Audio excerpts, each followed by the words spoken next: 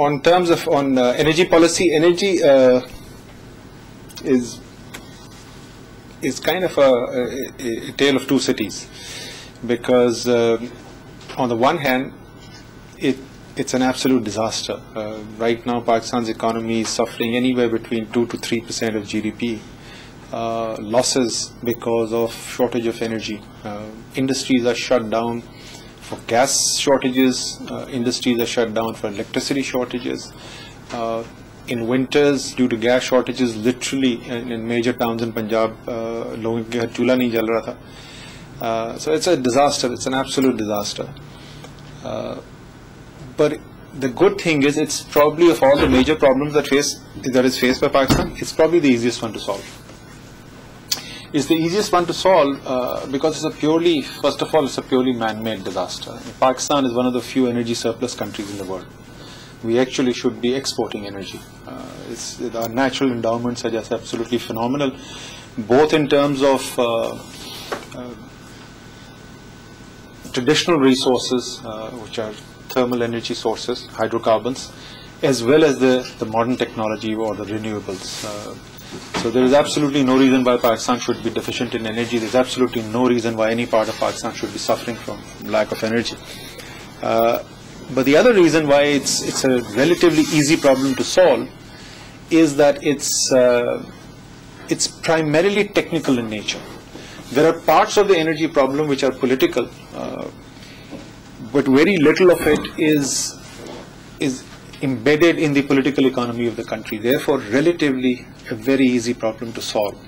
If I look at the overall ambit, if you look at the issues which are faced, there are some parts of the upstream, as it's called in the jargon in the industry, which is politically impacted, and that's the hydrocarbon reserves, primarily gas reserves in Balochistan. They're affected by politics, and some of the most interesting, the most exciting areas for development in Balochistan are not being worked upon for the last many years now because of the political turmoil that we face. And obviously solving the Balochistan political issue is not an easy issue. It's not something that can happen overnight. But other than that, in terms of the upstream, all the potential is in areas where there are no political challenges that are faced, or militancy issues. There was some problem a few years back in Kohat and the Gurguri, Malzarai area, but even that's been sorted out, so there is no issue there. On the production side, as opposed to say a PIA where labor surpluses and all of these issues are major issues, if you look at the total production cost of electricity in the country, labor-related issues are a very, very minor issue. So if I was the decision maker, I'd not touch actually a single job at all. In any case, in Pakistan, unemployment is such a big issue that the last thing you want to do is go in there and start firing people. Primarily, it's a technical issue on the production side. It's technology which is completely outdated, obsolete. It's revamps have not been done, investments have not been made. Modern thermal technology operates at 50 to 53% thermal efficiency. You've got a system which is working on the average about 26 to 27% efficiency. It's literally for every molecule of hydrocarbon that you're using, you should be producing 2 units of electrons versus the one that you're producing. So tremendous inefficiency in the system. But the biggest single problem in probably this whole equation is wrong fuel choice. No country in the world produces power out of furnace oil. Pakistan, at least in any significant proportion. Pakistan is this unique country which produces almost at time, depending on what time of the year it is, as much as 1/3, from between 1/4 to 1/3 of all its power is being produced from furnace oil. What is the impact of that? Furnace oil, 1 kilowatt hour of energy produced from furnace oil is 25 cents. 1 kilowatt hours of coal-based, and this is imported coal, this is not even local coal. The imported coal would have cost you 11 cents. So it's more than double the cost. What's the numbers? What do the numbers look like on a total annual basis in absolute numbers? If you just made one switch, which is existing thermal capacity, and you did the switch to coal, and obviously when you do coal retrofit, you'll also do revamping along with it, the annual savings would be about 400 billion rupees a year. The total circular debt, which has brought the Pakistani economy to its knees literally, is about 400 billion rupees a year. So just one act alone, fuel mix change, would have completely eliminated this circular debt problem.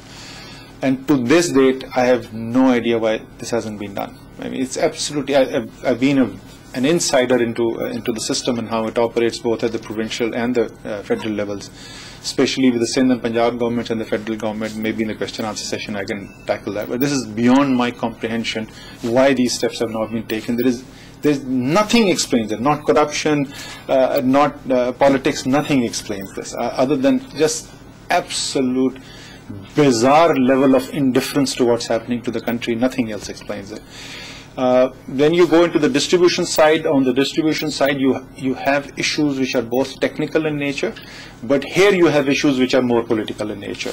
The lack of recovery of bills, the famous Kunda system is primarily political in nature, and it is found in areas where it is politically expedient for these problems to continue. So where is it? It is in some localities of Karachi, which are difficult areas to go into, places like Orangi, etc. It's an interior of Sindh, it's in Balochistan, that's where this problem exists. Most of Punjab, there is no political issue as such, not most, all of Punjab, there is no political issue at all. So whatever losses we are seeing there are technical in nature, and that's why relatively the losses are much smaller. So if you look at the overall system on the similarly on the gas side, the potential for gas production in Pakistan is far greater than what we are seeing right now. In 2005, I remember getting a call early in the morning from Shaukat Aziz saying, Asad, energy is going to be our biggest challenge. This is the day that Shaukat was Prime Minister. And we need to put our focus on it, and therefore we're revamping the OGDC board, and we want our best people on the OGDC board. I want you there. And at that time, OGDC was doing maybe something like 12 to 13 wells a year, and we took it up in 2 years from 12 to 13 wells a year to we did a peak of 43 wells in a particular year. The target that year was 50. We fell short 7 primarily because of the no-go areas in Balochistan. We did 43. The target was in 3 years to take it up to 100 wells in a year. I was talking to the OGDC managing director a couple of months back, and I asked him, where are you now? And I was horrified to learn that we are back to the 13, 14. So instead of going from 43 to 100, we've come down from 43 to 13. It's just unbelievable. Why has it happened? OGDC had 7 changes of managing directors in 4 years. This is the lifeline, the energy lifeline of Pakistan, the most profitable, biggest company of Pakistan. 7 managing directors in 4 years. Where were these managing directors coming from? One was the famous Mr. Khaja, jail buddy of Yusuf Raza Gilani, who had never gone past metric in his education. Then another gentleman came in. I never heard his name, so I went to meet him because OGDC was our company's lifeline also. And the guy told me that he had been in intelligence all his life, including diplomatic missions where he was the intelligence officer. And he obviously saw the expression on my face. So he turns around and he said, "वैसे असद साहब मैंने देखा है पिछले 1 महीने में ऐसा कोई rocket science नहीं है." बिल्कुल कोई rocket science नहीं है. Then 2 terms, twice. The additional secretary of the Ministry of Petroleum was given the additional charge of running OGDC. Now this is a job, as I said, the most important job in Pakistan in the corporate sector, and it's being done on a part-time basis. It happened twice, and it happened over several months. And then finally the company secretary, those who are familiar with the corporate world, the company secretary, you know what the role of the company secretary is, was made the managing director of OGDC. With zero technical background. First made the director of projects, then made CEO of the company, and was there for 1.5 years. There was the LNG import, so this is not, so nothing happening on the domestic front on the imported gas. 2 different types of projects going on. One the pipeline projects, the other one the LNG. The LNG project was initiated by the time the change of the government took place. For about 2 years, that thing went on, and they couldn't finalize who should it be given to. Finally, they finalized. The Ministry of Petroleum finalizes. The Ministry of Finance says there is something wrong with the bidding process. The Finance Minister gives that statement. The Supreme Court takes suo motu action, calls the government in because one ministry itself is saying that the process is not good. In fact, the Finance Minister is also the chair of the ECC. So the chair of the ECC is saying there's something wrong with the process. But it took only about 6 weeks for Supreme Court to understand exactly what the problem is, and put the ball back in the government's court and just made a suggestion. Since it had become controversial, call another ECC meeting, get an approval done, and preferably, if possible, invite the Prime Minister to chair that meeting. That's it. 6 weeks. And the ball was back from Supreme Court. For another 1.5 years, the Law Ministry, the Finance Ministry, and the Petroleum Ministry could not agree on what was to be done. Off the record statements kind of explained what the Law Minister, the Honorable Baba Rewan, wanted for the transaction to go through. And it never went through. The Prime Minister, the President could not call the 3 ministers in and say, damn it, take a decision before the day it out, in one way or the other decide. So finally they decided that they'll leave the problem as it is and they'll try to find a way around it. I told them on day one this will never work for obvious reasons, and it hasn't worked. So almost 5 years later, Pakistan is absolutely dying for gas shortages and no decision making being done. And here is where the difficult part is. Now all of you will ask me, but what does PTI plan to do about it? Now I've explained the problem to you in detail. I'll tell you the level of detail working that we have on coal revamp, for example, the 400 billion rupees of annual saving. I can tell you machine by machine, in which company, at which location, which machine can be revamped, which one can't be revamped because there is not enough physical space. That's the amount of detailed work we've done. How much physical space is required to do this retrofit? How many rail locomotives will be required? What will be the import capacity at the terminal in Port Qasim? All of that is worked on. But people ask me, but how do you plan to change it? What answer do I give? How do I explain to you that if people who are essentially, and Nadir Chima, you know the strong conviction I have that democracy is the only solution to the country. And I still do to this date. But I'm sorry. I mean, the conduct, at least in the running of the economy, is nothing short of criminal. And probably 90% of the people in this room given that job, without even a background in energy, within a matter of 6 months would start outperforming what is going on right now. So that's the energy story. So disaster in terms of where we stand right now. But the one which is the easiest to fix, I've said this earlier, I'll say this again, if in one term of government, by the time the next election arrives, if people are even talking about energy as an issue, then you can hang me by the lamppost outside the Gaddafi Stadium. Most people turn around and say, you're trying to pull a fast one on us because you're so tall, your feet will still be on the ground, so, so you will survive. So that's the energy story. I'm open to questions. Thank you very much. I think that was a very dear state of affairs in Pakistan. Not just politically motivated, but I think there's also a lack of, it shows how incompetent we are in putting people together in places in the skill sets where they're not even there to perform and they can't even deliver. So we'll open this to question and answers.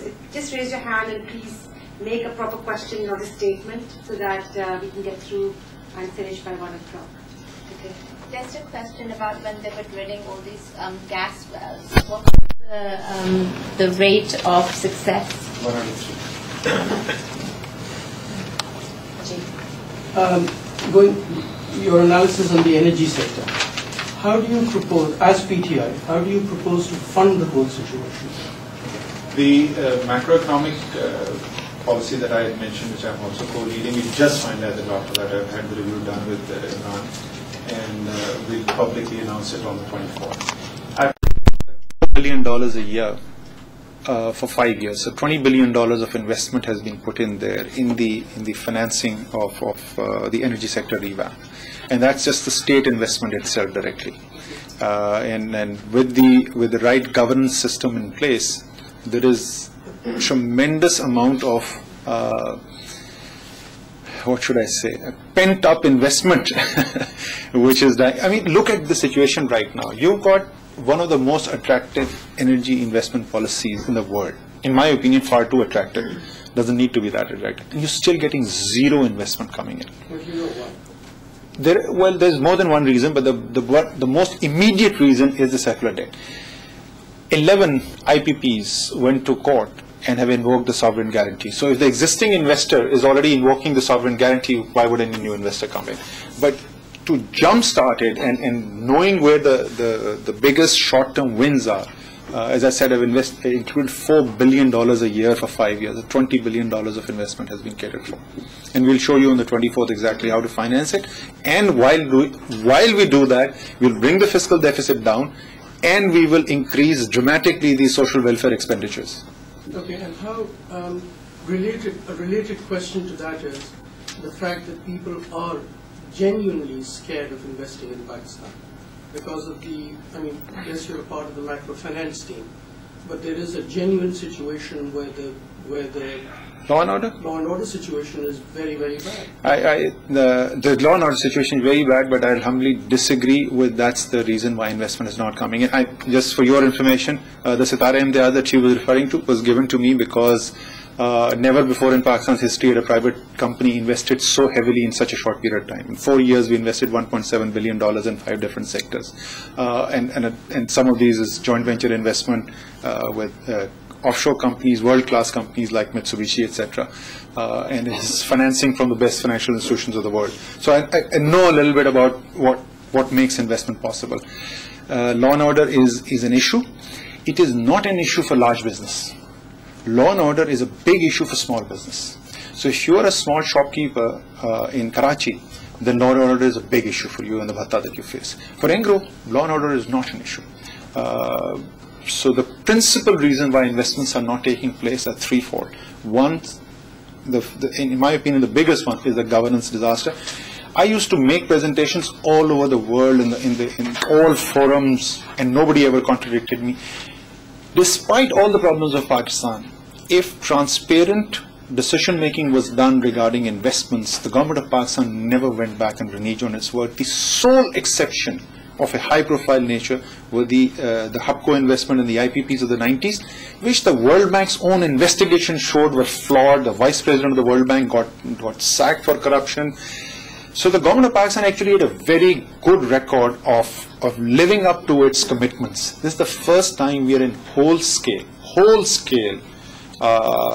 violation of our legally binding commitments. And that obviously shakes the investors' confidence. The second is the energy crisis. Because of the shortages of energy, almost every industry uses energy as an important ingredient, and if there are severe energy shortages, how can you even think about coming in with new investment? And the third aspect of it is the crowding out. Because of the massive fiscal deficit that the government has run, it has run out of commercial ability to finance it from offshore. It's got limited ability to get bilateral or multilateral funding. As a result, never before in Pakistan's history has it happened. More than 90% of all credit is being taken up by the state itself, 92% in the last year. And if you look at the term lending, then 100% of all credit, there is virtually zero private sector long-term borrowing which is taking place. And despite that, despite eating up the entire banking system's capacity to lend, this still can't finance the deficits, and 505 billion rupees of monetization of the deficit took place last year with State Bank printing notes to finance it. So it's these issues which are far bigger issues. There are specific investments. So if you ask me, Dera Bukti, Balochistan gas exploration, law and order is the reason why that's not happening, and there are others, gemstone development in Salat may be affected by that. With the vast landscape of Pakistan, the principal bottleneck to investment is not really law and order. Okay, where would you suggest that foreign investor comes in and invests in your energy program in Pakistan? As I said, the principal areas would be the logistics related to gas import. That's one. Upstream investments, they've just made the gas policy much more attractive, particularly for tight gas. And some of the other low BTU gas, so there are some very good investment opportunities in the upstream there. In the power generation side, there are good opportunities. I would not suggest a private investor to go into distribution and transmission because there are much more political issues there.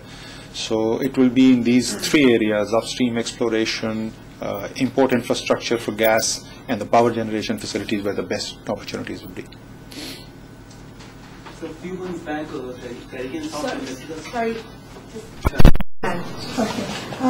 My question is, how much are you going to invest in solar energy? Is there any plan of doing so? Because Pakistan is blessed with good sunlight. And the other thing is that I understand that PTI is making new policies in a very robust manner.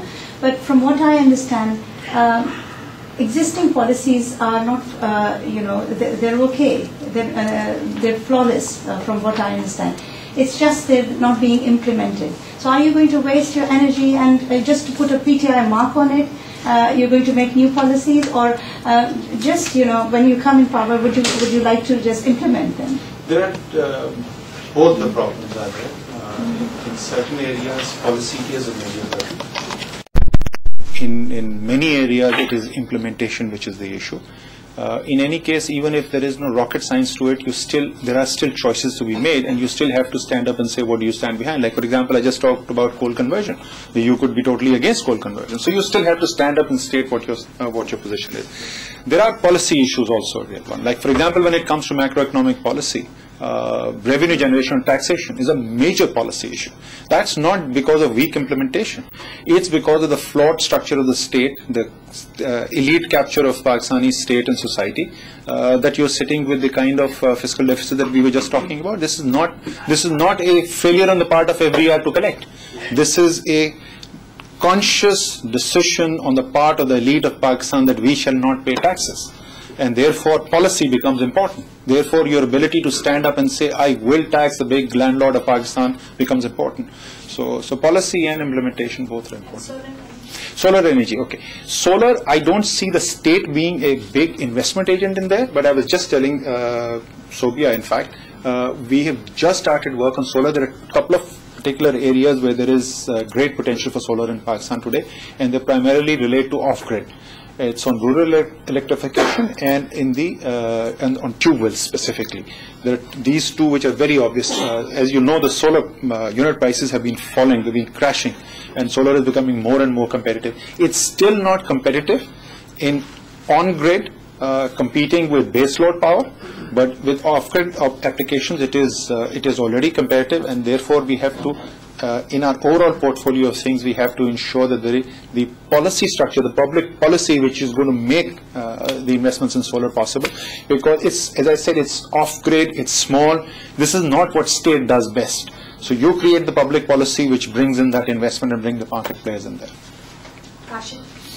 There are two things. You mentioned, first of all, that it's going to be 4 billion per annum for the 5-year term. In terms of how do you propose to get that 4 billion? Is it going to be an internal investment or through state enterprise? And secondly, since you also deal with economics, the country as a whole, how much money actually are we actually going to be putting in a population development program? Because as I stand currently, they only had a budget of 100 million rupees for a 180 million population for population program. Does PTI have any policies in terms of how to increase the budget and how to deal with the increasing population? The specific investment in population welfare program, how much of that level of granularity I don't work, but I'll tell you the fiscal space, because my job was to create the fiscal space, okay, and that work is completed. Through an increase in the tax revenue of the country, and that's both administrative and technology reform, as well as new taxes like landlords of Pakistan and others, that the elimination of losses in state-owned enterprises, very big chunk of it is the energy sector, and I just told you where that elimination losses will come from, and the general reduction of wasteful expenditure which is taking place in the state, and we have identified its total ministries coming down from 42 to 17 and things like that, defense expenditure being curtailed and so on and so forth. All of these add up to 9% of GDP. 9% of GDP today is just short of 2,000 billion rupees, right? Of this 9% of GDP, the fiscal deficit that Pakistan just ran was 8% of GDP. I mean, that's just unsustainable. As I was saying, the level of deficit is so big that borrowing every single resource available in the country, you still can't finance it in your printing notes. So you have to bring it down. So 3.5% goes to bringing that down, and these are gradual. I'm talking about a 5-year cycle. So you in 5 years you bring it down from 8% to 4.5%. That leaves you with 5.5%.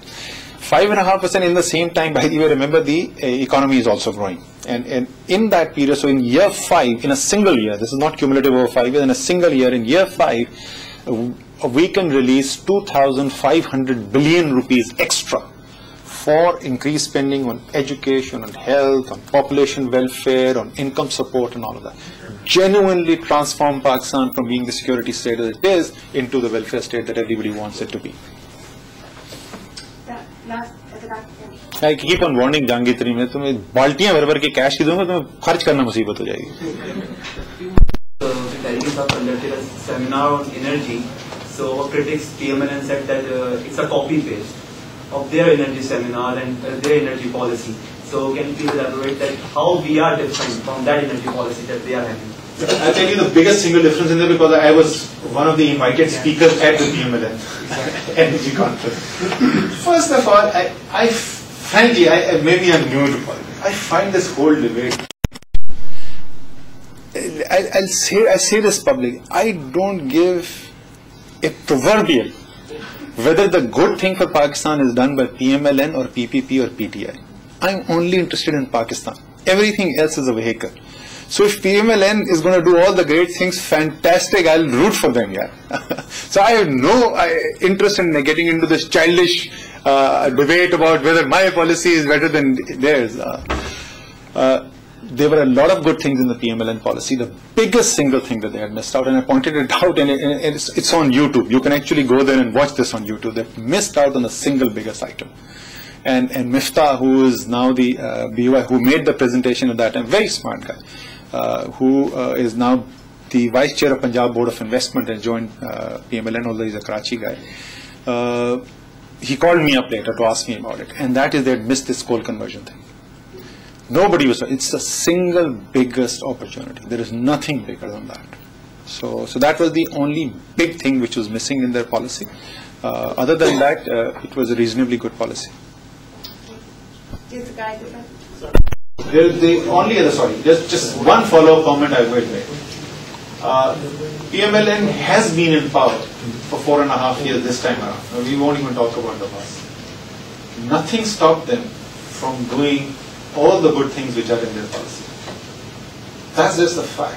And I've sat in, and I have sat in meeting in very small. I mean, most of my meetings used to be at Shahbaz Sharif's residence at Model Town in the evening. That was the standard format. And I have brought up this issue of coal conversion. Why are you not doing it? Why didn't you set up units, and this I'm talking about a year back, why didn't you set up units in each industrial state of Pakistan? Nothing stopped Punjab government from doing that. And you can import coal, there are no restriction on it, no federal law restricting this from happening. Punjab government could have done it, there would have been no shortages at all. Punjab industry would have suffered zero load shedding. Why did it happen? So Shahbaz Sharif points towards the gentleman sitting in the room whose name to this day I don't know who he was. And he says, Gigi, sir, we are working on it right now. And I say, if you don't mind, can I ask you a question? He said, Gigi, zarur. I said, ye pichle 4 saal pehle kyun nahi kar liya? And he didn't answer that, and no work is, still nothing is happening. So there is somewhere in there is paralysis which is making the right things from happening. But the day PMLN does the right things, or PPP does the right thing, I'll stand here and I'll say, Zabardast, yeah, bahut acha kaam. Hi. Firstly, I would like to thank you for coming down here and addressing us. My question is not related to your political endeavors, but your career progression, which is very, very impressive. You moved from Canada to Pakistan, leaving a very lucrative job and coming to Pakistan. Could you highlight what were the reasons or what drive to you moving back to Pakistan? Because many Pakistani individuals working over here in the city would like to do that, but the rational incentives of moving back aren't really that great. So how would you tell your story in terms of moving back? The best answer to this is an Urdu shair, so I'll spare you that. In the translation it will get killed. I've quoted this. I was getting $100,000 after tax. I was driving a souped up 3,500cc Ford Taurus. Mr. Asad Umar sitting here was a year and 10 months old. And I came back and I forced my way back, not just came back, forced my way back to come to Pakistan to a job of 12,690 rupees basic salary. Gross salary was about 20,000 rupees. I was driving a Suzuki Khyber 1000cc. And my boss, the guy who used to be my boss in Canada, when he came down to Pakistan, he saw me in that car, he started laughing. And I was infinitely happier in Pakistan. Not everything in life. In fact, hardly anything in life which brings you true happiness can ever be measured by material measures. Okay. I've said this before. It makes my younger son very unhappy. But I went on a USAID scholarship to the US. This was a 6-week program. I was getting $100 a day. So I go there, and the first class, the teacher was talking nonsense. So I started correcting his mistakes. So he comes to me at the end of the program. He said, "Mr. Umar, I think you're too advanced for this course. So I put you in the advanced course." So I go into this advanced course, and at the end of that class, the guy comes to me. The teacher was from Phillips Petroleum. He said, Asad, you and I are both from the oil industry. So there are too many Japanese in this class. They don't know their English very well. Why don't we divide the class and you teach half of it and I teach half of it? So I go back to my whatever counselor, or I say I want to go home. A week later, I came back home. One of the reasons I came back was that this idiot at that time was like 6 months old, 8 months old. And my father had come into the airport and he saw me. This is the first time we had been separated for a week. And he looked at me and he jumped. You married? You have a child? No. You're not? No. Trust me, no car, no house, no wealth can ever come close to that feeling. Okay, so it's where you find it. I've never made it a value judgment. Where you live is where you are happiest, and I can't tell you where that should be. If it's London for you, it's London for you. If it's Pakistan for me, it's Pakistan for me. So there is no value judgment involved, and that's just where my heart is. Next. Thank you very much first of all for coming here. It provides us an opportunity to ask questions and to hear what is basically inside PTI. मेरा सवाल ये मैं जानना चाहता हूँ आपसे दो बातें जानना चाहता हूँ। एक तो ये जो मुस्लिम लीग के बारे में सवाल किया गया, उसके हवाले से कि आपने कहा कि जो पॉलिसीज जो होती हैं वो आपकी केस की जो थिंकिंग है कि it's very childish behaviour, I agree with that. लेकिन सिमिलर काइंड ऑफ आर्गुमेंट मैंने PTI से भी सुना and that appears to be equally childish. We are not publishing certain policies because somebody will copy them, and that's why see. And another question which I had was on the energy policy. We have two prices in energy. One is the availability of the energy. Second is the cost. The cost at which it is actually sold. और ये जो PTI सारे हमने देखा कि prices Benazir के ज़माने में काफी ऊपर गई थी 10-12 के बाद. Now, what the policy which you are promoting, basically, all you are saying is that you will create more, you will expand this private sector, who's going to be working in the energy sector, and then will be providing this energy at a inflated price. So, how does it, अगर हम अपनी आवाम को देखें, how is it going to benefit the people? At the moment, it's 15 rupees per unit or even more than that, जो कि 1 रुपये per unit होता है. समझिए, आप कमाल मुनीर का पेपर तो नहीं पढ़ लिया? नहीं, मैंने अभी कमाल मुनीर के पेपर में कमाल मुनीर को जानते थे ना? कमाल Munir is at Cambridge at the Judge School. He's of Pakistani origin. Very school में पढ़ाता है, but very suspicious of private sector behavior and rightly so.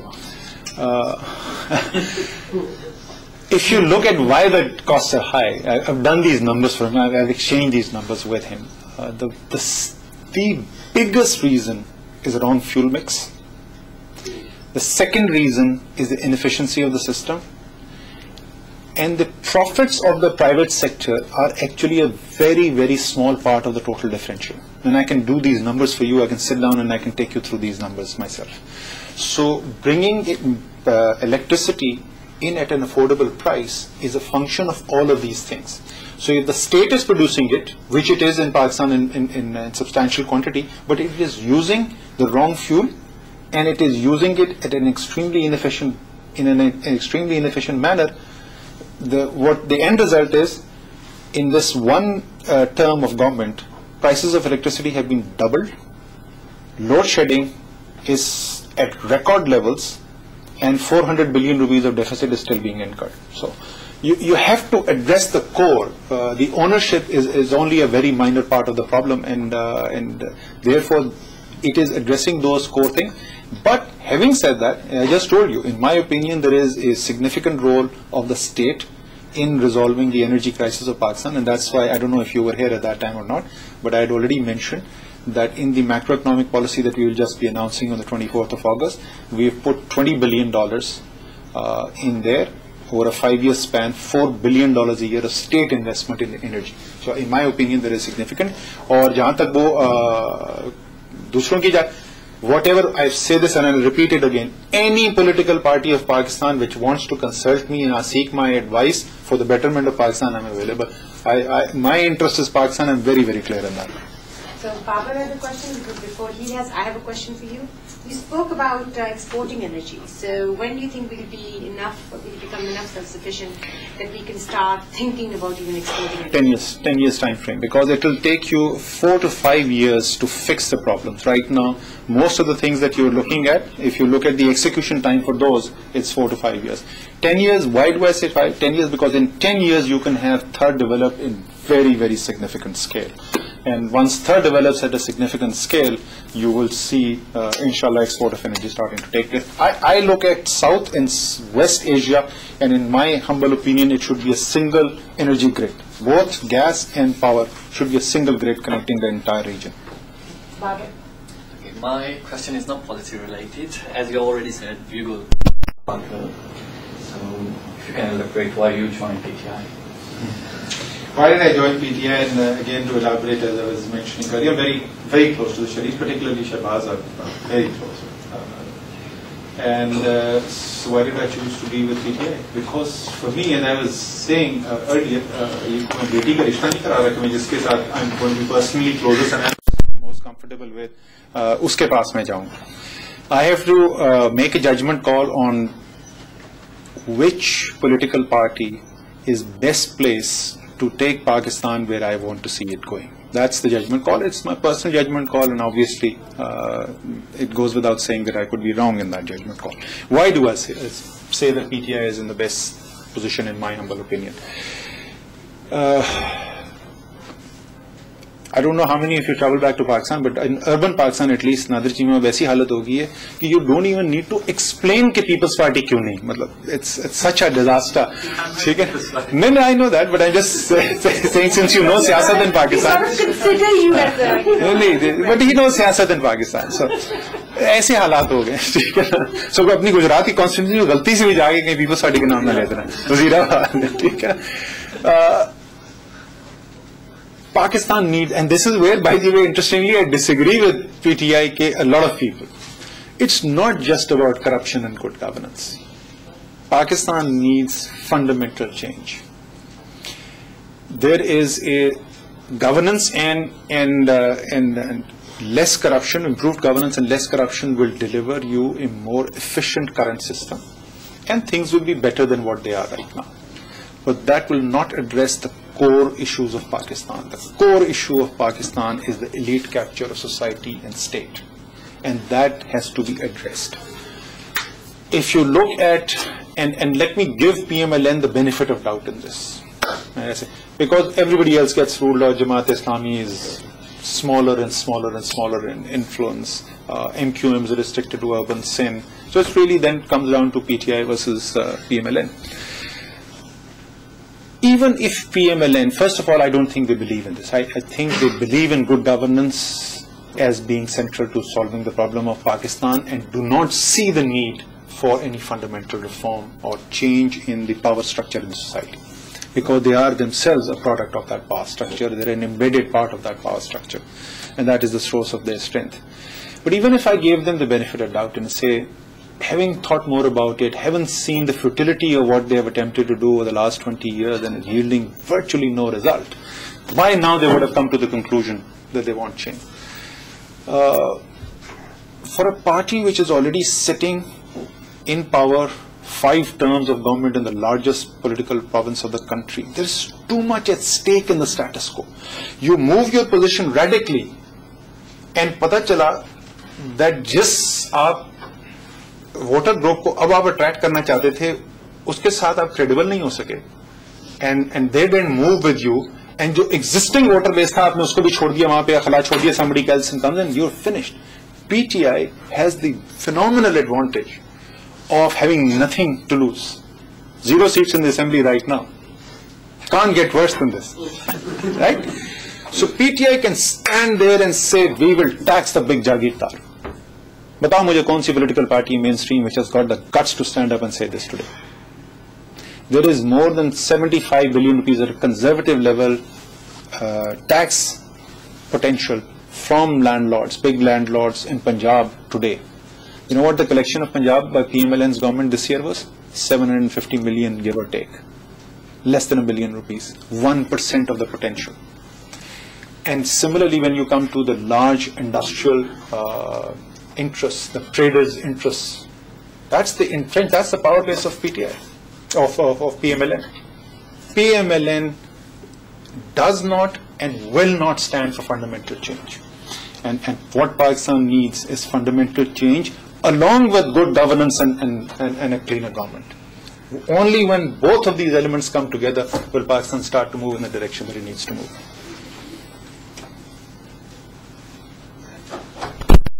I wanted to ask, where do you see Pakistan after 90 days of PTI government? I mean, in energy terms, specifically. I will not tell you in 90 days whether Pakistan will be 113 not out or not. I mean, this is not a cricket match where I'll say after 20 overs this is where I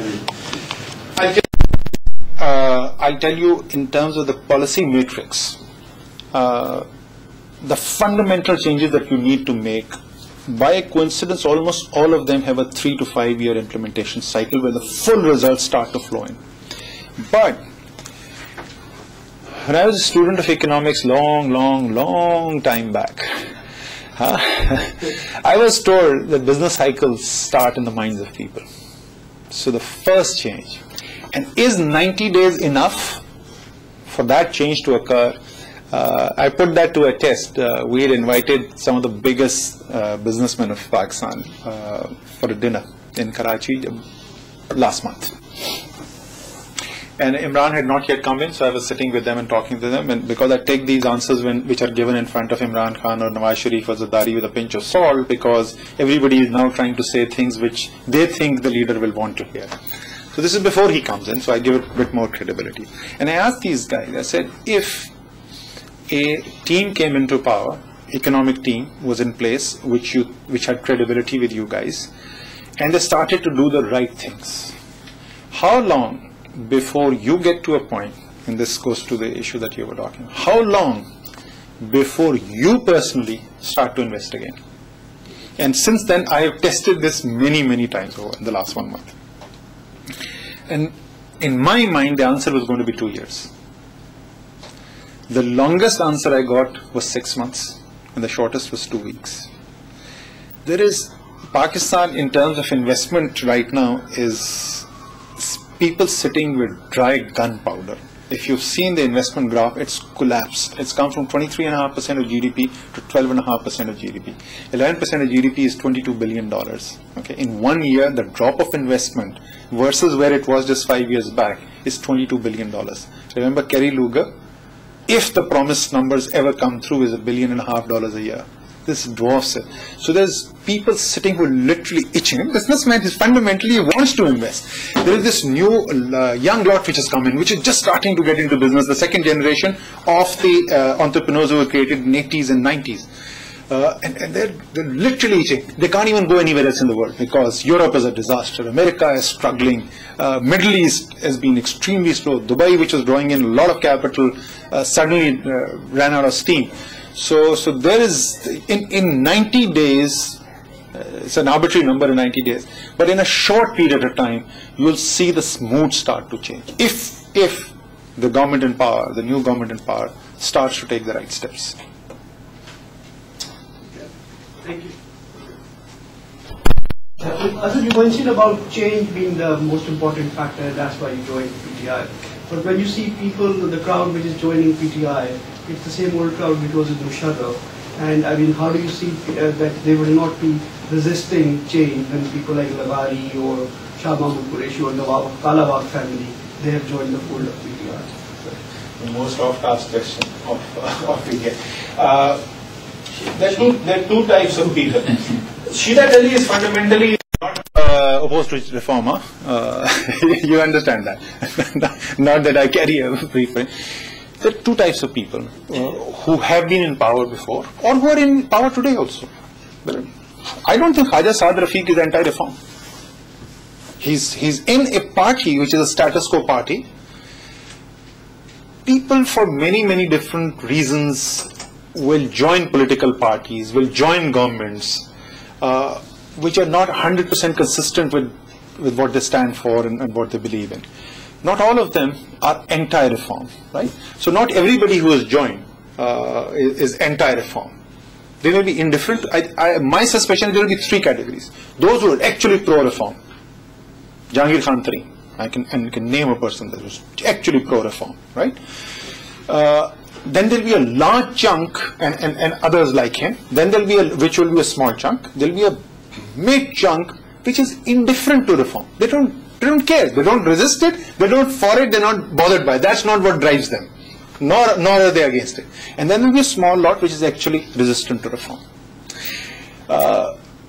Because Shah Mahmud Qureshi is such a big name and he is a Farmer Association of Pakistan chairman for many years, and so I asked him it was a small group in which I was doing my macroeconomic policy presentation. It was Imran, Shah Mahmud Qureshi, Jahangir Tareen, one other guy, I can't remember. And I asked him, when it came to taxing the big landlord and taking away the subsidy for urea. Huh? वो तो है, but वो तो मैं and it was Jahangir Tareen who actually prodded Shah Mahmud Qureshi on the urea price. He said कि Shah Mahmud Qureshi says कि यार वो तो farmer तो पहले मारा गया, उन्होंने कहा बिल्कुल सही, तो we will have to do something to solve the problem of the farmer. But Jahangir Tareen says, Shah साहब आपको और मुझे 2,500 रुपए की बोरी खरीदनी पड़ेगी यूरिया की. He said हाँ वो ठीक है. And I said, Shah Mahmud, can I quote you on Twitter saying you support कि big landlord से subsidy भी उड़ा दें और tax भी उससे लें? He said बिल्कुल आप करें. So therefore what we are saying is the reform constantly who sits. मैंने अपने पास अपने phone पे नहीं, not this one, the other phone, मैंने save करके रखा हुआ एक SMS. Because and this is, we're winding up now, so I'll tell you how I ended up. Right? Imran had been asking me to join for a very long time, literally 6 or 7 years. But starting from January 2011, he'd been doing so insistently. I remember I remember it was just me and him. I put together a national economic agenda. He was going to World Economic Forum. I took him through that.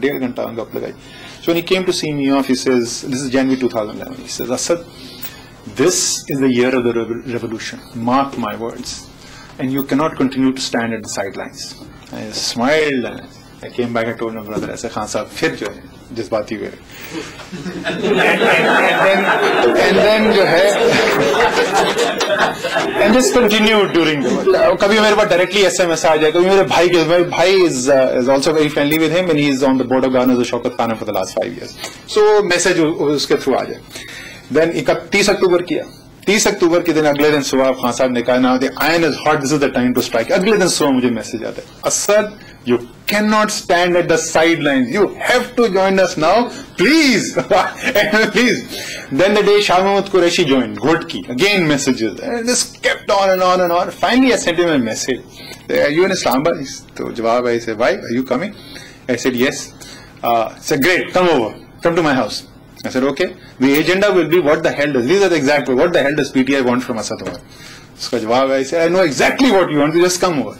We sat down and we discussed, and that discussion went on for about 3 months. The only thing I used to hammer again and again and again, I said, Imran, there is nothing you can offer me, nothing which can incentivize me. मुझे ना गाड़ी में interest है, ना झंडे में interest है, पैसा मुझे साला जितना समझ में नहीं आता कितना बना रही हो, तुम नहीं सुन रही है, अच्छा. And I don't, I literally bored. I mean, so industry बना ली, Nestle को उड़ा दिया, company scratch से शुरू करके 13 billion से 114 billion पे company literally lost interest. The only thing which I am interested in is a fundamental reform of Pakistan. अगर जेन्युइन काम करना है फंडामेंटल रिफॉर्म का तो मुझे बुलाओ, अगर 2 नंबरी काम करना है मुझे मत बुलाओ, पछताओगे, because you will not be able to control me. You won't be able to say कि यार अगर तुम इस तरह की स्टेटमेंट दोगे तो मैं मिनिस्टर नहीं बनूं. I have no interest. Okay. और आखिरी वो ये एक्सचेंज होते रहे messages, the last one I have saved. He got a bit irritated. He said, Asad, have you ever doubted my belief and commitment to a real Naya Pakistan? And वो मैंने संभाल के रखा, वक्त जरूरत अगर कभी काम में, अभी तक जरूरत नहीं है. He stands by. I told him, I said, tax reform की बात कर रहे थे. I said, you realize ये तुम्हारे इर्द गिर्द बैठे होते हैं ना, और जो कंपनी को डोनेशन दे रहे हैं, they will be hit by this tax reform. He said, अच्छा, तो यार इनके साथ तो हैंड हो जाएगा. ये पहले हमें डोनेशन भी देंगे, फिर हम इसे टैक्स भी लेंगे, लेकिन छोड़ेंगे तो नहीं इनको. So he stands by those. We have taken, like, I'll tell you another example of tough decisions and communication that needs to be done. 90 दिन के अंदर बिजली का प्रॉब्लम सॉल्व हो जाएगा, नहीं हो जाएगा. We made that presentation. We told him 3 से 4 साल से कम में ये नहीं सॉल्व होगा problem. Next day was on Hamid Mir. Hamid Mir asked him this question and he said this. मुश्किल काम है, हो सकता है 3 से 4 साल लगेंगे. So far he has lived up to the billing of commitment to reform. He's exceptional as a political. All of मैं ज़रदारी को बहुत अच्छी तरीके से जानता हूँ. Met him many time. Almost मजाक भी हमारा चलता था. शहबाज शरीफ से very close. Imran discusses only 2 things. 80% of the time it's issues related to how can we make Pakistan better, and 20% of the time it's cricket and nothing else. This is a man who is genuinely, absolutely from the core of his being committed to the idea of a better Pakistan. That's where we are. Sorry, one last question, just short. Okay. When the internal election is going to finish within the PTI? It's starting on around the 10th of September with Islamabad. The next will be KPK and then Punjab. So it's a rolling number. I would say it will probably take a couple of months to finish. But 10th of September will be the first one, give or take a day or two. So before we end, just a couple of acknowledgements. Thank you so much for your time and your Q&A session. That was really great. I think we've had we have a better insight into what's happening within PTI and its policies than ever before after listening to Mr. Umar. I'd like to thank ISF guys who've turned up here, and I will introduce Mr. Umar once we finish with this to all the ISF boys, because they help us a lot here. And I actually started ISF here in January 2012. We launched it in the UK as well. And lastly, but not least, the Urdu Society. And Society and Legacy Pakistan Society. I'd also like to thank them. So thank you guys for turning up at such short notice. Thank you, Mr. Umar, for giving us the opportunity in such a short notice. I think it was just 2 days before the meeting. So I'd like to thank you. And